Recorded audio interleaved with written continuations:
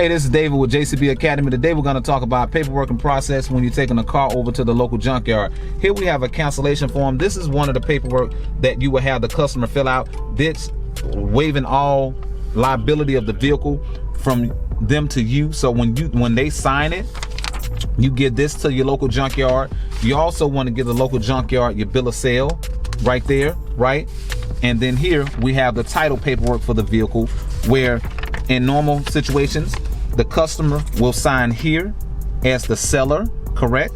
And then you'll sign here as the buyer, and then you'll sign again as the seller, giving the vehicle to the junkyard, and they'll take over the process from there. And the paperwork will get registered with the state just to make sure the vehicle is not stolen or anything like that, and there's no liabilities on the vehicle in that process. So that's a very easy process, and when the paperwork is done, I'll show you completed portion of it, and we'll go from there. We over here at your local junkyard dropping off this Acura RSX 2004 model. I'm finna hand over the paperwork to the car buyer, that just one of the scale people, and he's gonna process it in, and then I'm gonna show you the check itself, and then we're gonna show a process of me unloading the vehicle and loading it back up. You know, again, safety first. You always want to wear your mask when you're out here, you know, due to COVID. This particular yard, they deduct $100. You heard me right, $100 for cutting off the converter, but you're gonna be amazed at the price point and the profit margin on the vehicle once I show you the paperwork and the check in the video as well. So here we're just unhooking the vehicle from here at the bottom.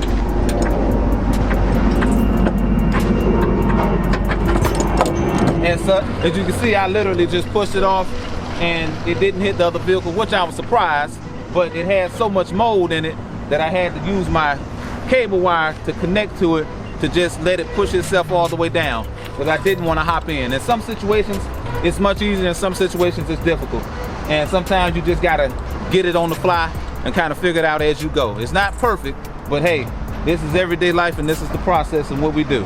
I want to go over the process and paperwork and the check about what I got paid and what they deducted for cutting the catalytic converter off.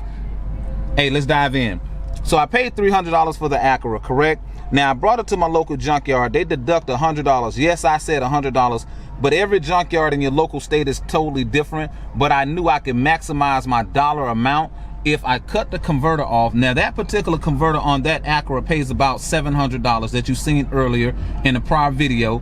Now the check amount was $460, but if you look at the check itself, it's $460, and if you break it down, my net profit was $160 for the vehicle itself, and my net profit for the converter is $700.